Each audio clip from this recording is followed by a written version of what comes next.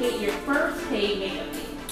So, it's funny that you speak on that. I remember I would be inside the salon. I would offer my makeup services to anyone that's for free. Anyone that would let me practice makeup on them, I would do it. And I remember one day it was a young lady. Her name was Tiffany. She came by the salon and she was participating in a full-figured fashion show. So she did her own makeup after she got her hair done. She was doing her makeup inside the one of the empty stations of the salon. And I was like, Tiffany, girl, you look a mess. Let me help you out with that. So I went over and I helped her out with it. I added, some more makeup to her. She looked fabulous. And maybe about a few days later, I had got a call from a lady named Natasha Bryson. She was the one producing the full figure fashion shows. And she asked me, would I go on the road with them to, I think it was Richmond, Virginia, and do makeup for their show. And she offered me $35 a face. I was so excited. I'm like, oh my God, somebody wants to pay me to practice doing makeup. Of course, so I took it. And that was my first paid experience. But everything up until then, I was really just doing it for free, just to practice. Wow. So, now let me tell you something funny about this. Natasha, the one who was producing the full-figured fashion shows, she actually later became one of the heads of special events for BET.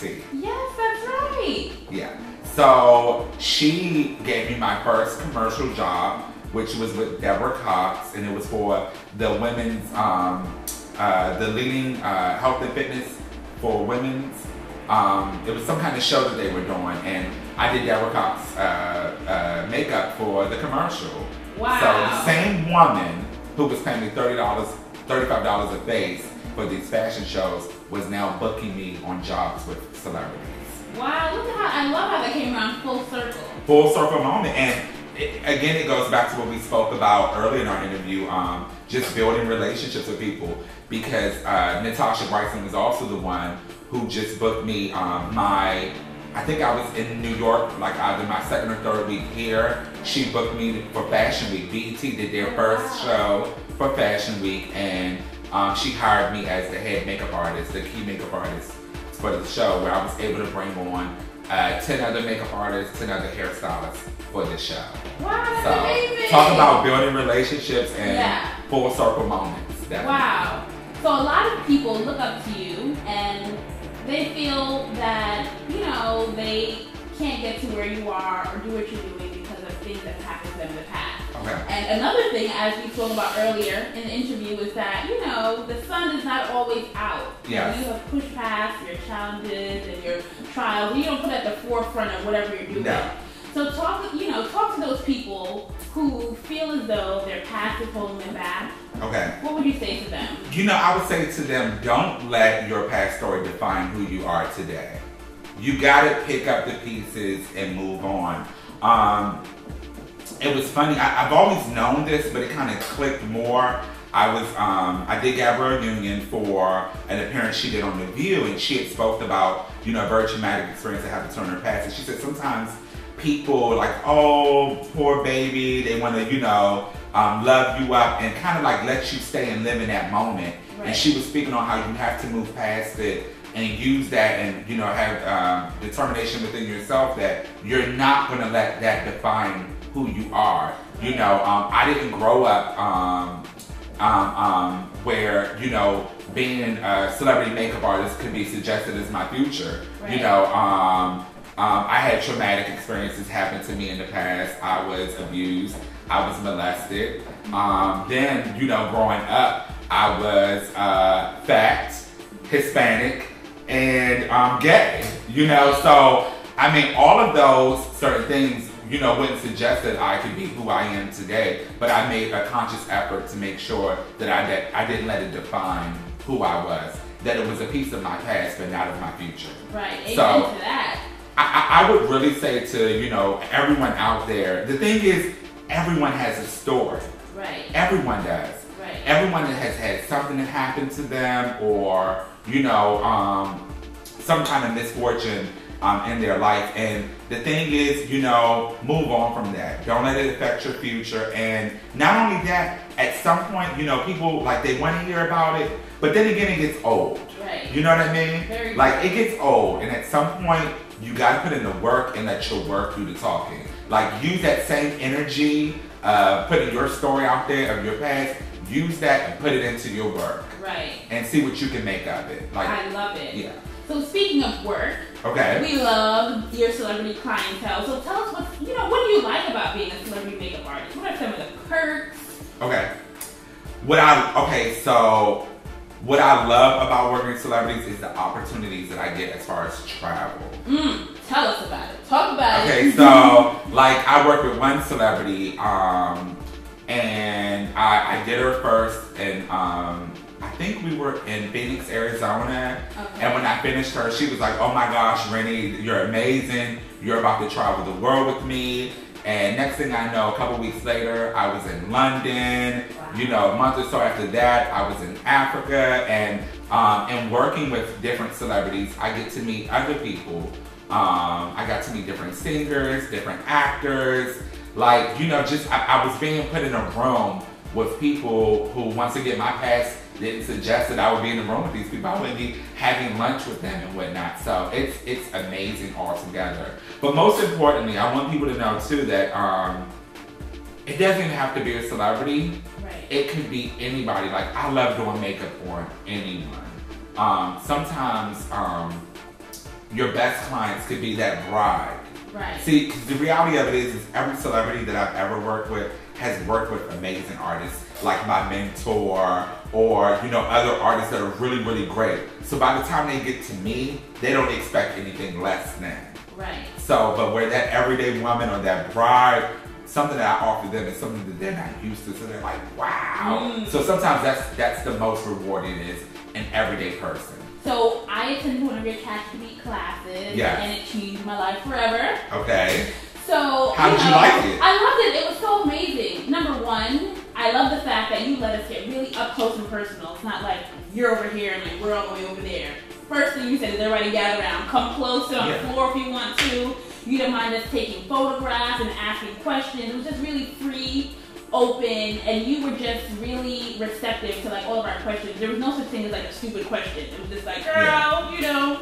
You know what's funny? I'm glad you mentioned that. And I talk about this in my workshops, where I really don't feel like there's any difference between me and the makeup artists that are learning from me. The only differences are experiences. Right. You know, that's it. So I don't feel like anybody is better than the other one or anything like that. I think that we're all the same. Like, we're all lovers of makeup. I look at everybody as my brothers and sisters in makeup. Right. So that being said, at the class that I went to just a couple days ago in New York City, you had people from Africa, Canada, Trinidad.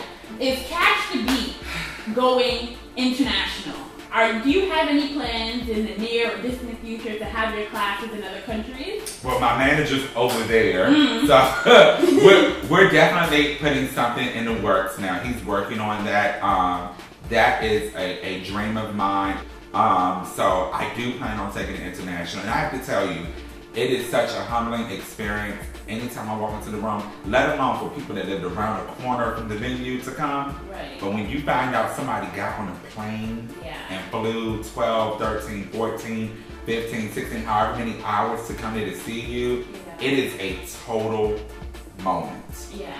So, as I told you, this is our little fan portion.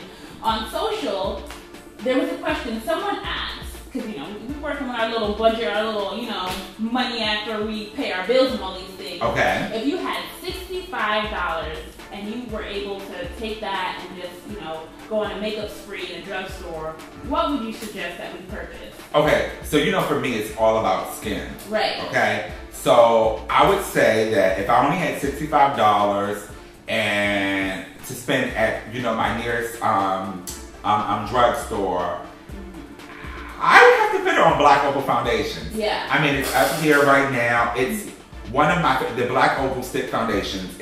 You saw I used it in the class. Yeah. It's like my favorite foundation ever, to be honest with you. I do use other stuff here and there, but this is one of my core must-haves, gotta have, you know, staples in my kit. So I would definitely say Black Opal foundations and maybe some L'Oreal Voluminous mascara. Yeah, and Carbon Black. Right. Yeah. You know, I combed your social media feed, and someone on Instagram asked, how do you tell someone that they have terrible eyebrows? Because, you know, people be going too far. Okay, so I think a polite way to tell somebody that their eyebrows are just way too overdone, you could say like, oh girl, look at those eyebrows. You know, that's a lot of brow you have going on. Yeah. You know, the overdone eyebrow, it's so like, it's going out. It's like, it's so yesterday. Like no one's doing that anymore. Like let's calm it all the way down. Let's just fill it in where we need it filled in a little bit, brush them up with some clear mascara gel, and call it a day. I would just say study your pictures in magazines and try to make your brows look a little bit more like those. Like that's what fashion is calling for. So would you say that is one of the most common makeup mistakes, is just like just being overdone in general, whether it's eyebrows or eyeshadow? Yeah. Would you say that falls on the list somewhere? Yeah, I would say one of the biggest mistakes is overdoing, you know, certain things. Because, you know, I totally go for it on foundation. But like I said, that's what I want to play. The forefront of my makeup is the person's skin. Everything else, I want to kind of play the background. It's almost like when you go to put on your outfit and you pick out that beautiful blouse like you have on today. Everything else kind of falls back from that. You know what I mean? So, you know, I say if you start with skin and really concentrate on perfecting the skin, you will realize you don't need as much eyebrow. You don't need as much eyeshadow. You can do a lash and lip and be fabulous. So what if your skin is a problem? What if you have hyperpigmentation? Especially like if someone of like my color, my complexion. Okay. How do you know, focus on skin? It's like, oh, let me play at my eyeshadow so that you won't see what's going on here. Like, what give me tips for hyperpigmentation? I really just cover it. I use the, like I said, Black Opal's full, their sticks are more of a fuller coverage. Okay, because I know you don't use concealer, right? I don't. You saw one of my secrets. No, it's fine. I don't really use concealer. I'm just not into it. And I find that I don't really have to use it. Like I use a full coverage foundation, so that acts as my concealer. I figure when I put a layer of a foundation on to give the person an overall nice, you know, even tone, then I just dab a little bit more foundations in the area that needs a little bit more help. Right. Thank you so much for just letting us get to know you a little bit more, share your tips and secrets and all that good stuff. I'm so excited for you and everything that you have coming your way. Thank you so much. And I, on behalf of everyone that's watching, everyone that follows you on social media, I just want to let you know that we're rooting for you, that we appreciate you, and we just thank you for doing more than makeup, for just inspiring us to be the best that we can be. Thank you so much. Thank you for having me. No problem. If you guys want more on Renny and his career, please go to RennyVasquez.com.